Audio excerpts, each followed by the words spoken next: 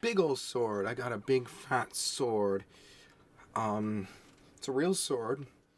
Ow. God, that wasn't... Not ow, that didn't hit me. Big fat sword. It's real. It's made of real steel, I imagine. Stainless steel. And it was made in Pakistan, so it's imported. Pakistan. Yeah, so it's imported, so it's all like luxury or whatever the heck. It's a cheap sword. Like you can tell, like the hilt is kind of cheap. It's like, I don't know if it's even made of. It feels like it's made of metal. Maybe it's like the stuff pennies are made out of copper, I think, is what they call it. Yeah, and it's not terribly sharp either. Like, I could put it on my wrist here and, you know, it's not really cutting me. Look, I'm not lifting up any weight, and it didn't really cut me, so it's not I mean, if I were to like really swing at something, I could probably cut it. Also, it smells like metal. I don't know if that means it's cheap, but I enjoy it, and I have it up on my wall. I'll go put it back.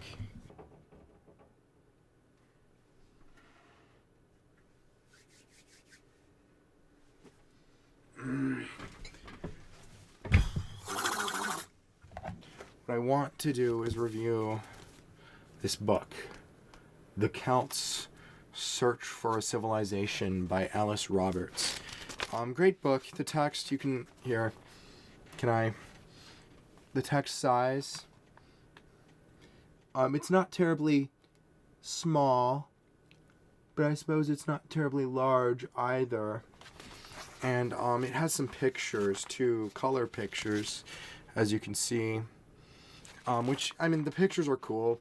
Whenever I see a book has pictures, I never look at them. I never, like, flip to the page and look at them. I wait until I can get to the page, like, through reading. Because I think of it as, like, a little reward. For, like, reading this far into the book, I get to see the pictures. So it kind of motivates me. So this is a book about the Celts, the ancient Celts, and I suppose the medieval Celts.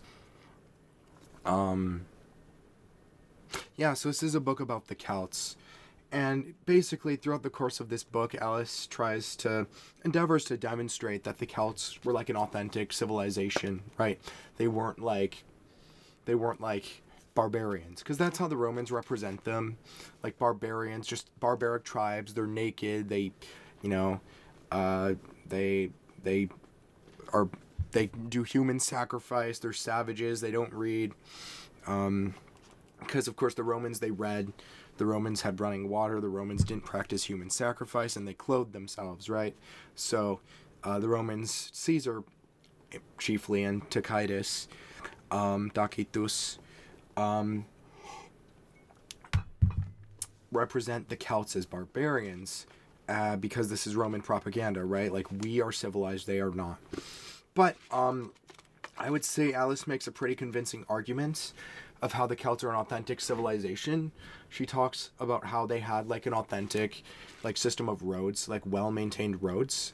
Each tribe, so a tribe could rule hundreds of thousands of people, right? And many tribes minted their own currency. And of course the existence of currency implies some sort of centralization of commerce, such that barter and trade becomes less convenient than the use of currency itself, right? And their hill forts, their oppida, were like genuine cities. Now they did, of course, practice human sacrifice. This is not disputed. They would tie up their criminals, or sometimes people that chose to be sacrificed, in these giant wicker, like men, like people made out of wicker, and they'd put the dudes, like the people that they want to sacrifice, inside the wicker, and then burn them. So it's kind of gruesome. But also they had like rich metalwork, like extremely detailed metalwork. This blew my mind.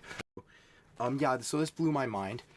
because this was a culture that didn't have writing, right? They did not write anything down. So the transmission of how, like, the knowledge of learning how to do, like, metalwork, right, had to be passed down by mouth and by showing each other how to do it, right? And they made this cauldron. You can kind of see here, look at the inside of the cauldron. It had all these, like, little statues or whatever you called them, and the relief on the inside, and then the outside had these, like, faces and these filigree, like, leaf things. And it just blew my mind, because it's like they did not have any writing through which to transmit this information, and they were able to make such, like, beautiful and, like, intricate metalwork.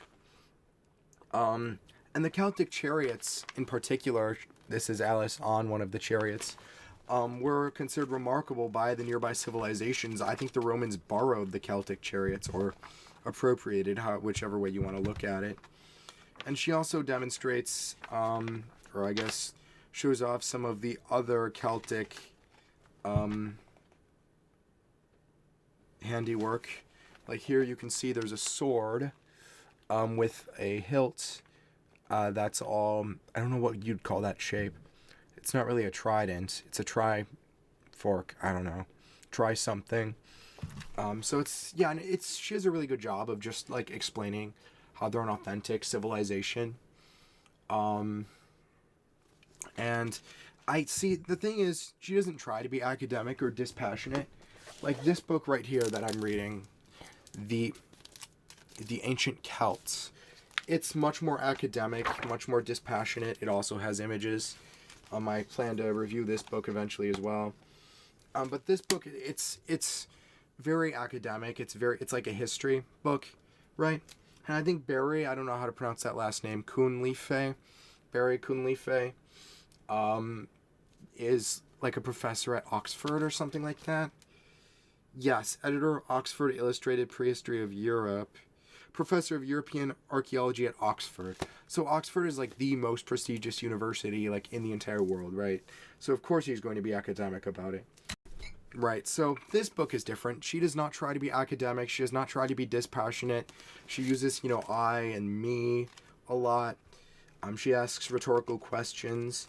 But I think it flows quite nicely with the tone of the book, because she's explaining why she personally finds the Celts interesting and why she personally thinks that they are an authentic civilization, and her personal findings and beliefs. She also shares a bunch of information about these grave sites that have been found. So there's two principal, like, archaeological, like, what's the word? Archaeological sites, I guess, digs, excavations, I don't know what you'd call it. The Hallstats and the Latane, I don't know how to pronounce it, and how each one has differences in terms of the metalwork and the art that's found there, but they're both Celtic. And also in one of these grave sites, there was a huge pile of bones, just stacked like in a haystack in the corners of the site, which we don't know if it was a ritual or if it's simply how they laid their dead out. But it's very, it's interesting. It's inherently interesting because it's something that's it's not what we do today, right? It's so foreign to us today. And it seems kind of like morbid to do that to like a bunch of dead people, right? But it could, in their culture, it might have been honoring. Who knows? Yeah, good book. Very good book. I was interested. I was like invested right up until through the end. Through the end, I was invested. I greatly enjoyed the book. It did take me like a year to read, simply because I had other things going on. I had, school. I'm a university student. And there's just other, there's other pastimes that require less energy to do. Reading requires a bit more energy as a pastime. So when I'm just wiped and fried, I don't particularly have like the energy to read. Right, so, but I was invested through the end. I never lost interest. I never got bored. I will say the one thing I did wish when reading this is that the book was longer. It seems really short. I mean, like, as I showed, the text isn't huge, but it's not small. And I'd say it's easy to read, like, in terms of just the font, the layout. But it's only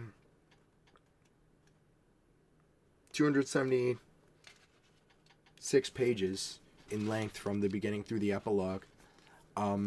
So 276 pages, that's, I don't know if that's average for a book, but like this book here, The Ancient Celts by Barry,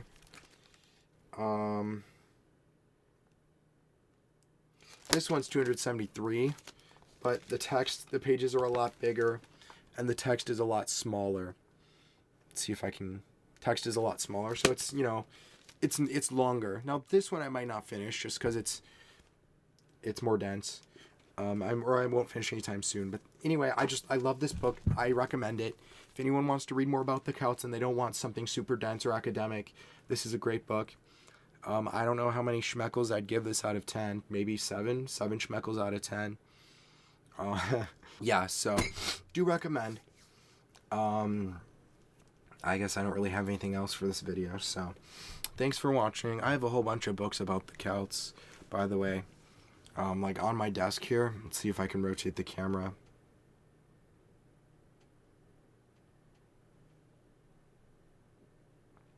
I guess I can't really rotate the camera. I didn't get it to stay.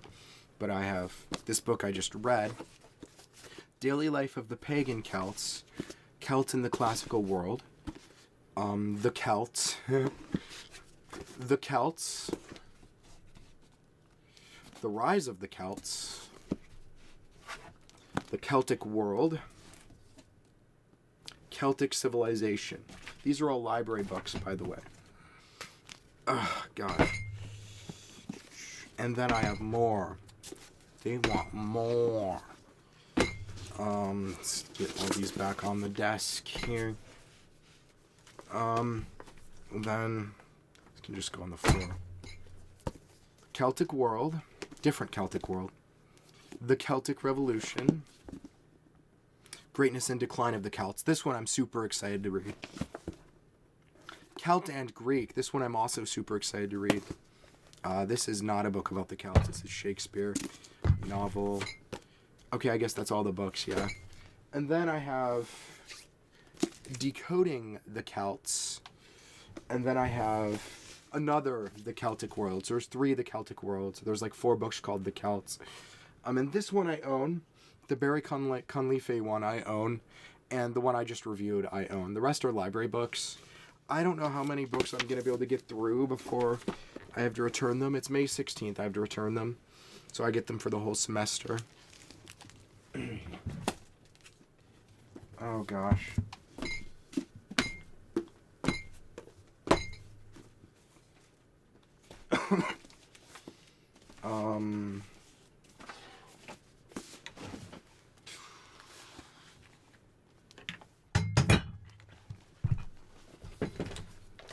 Gosh, can they balance here?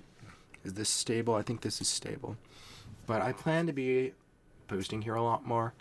I know I say that every video I make. Oh, I'm going to post here more. It's been like a year since my last video. But we'll see. We'll see what I can do. So, yeah, thanks for watching. If you enjoyed this video, thanks. So, yeah, smell you later.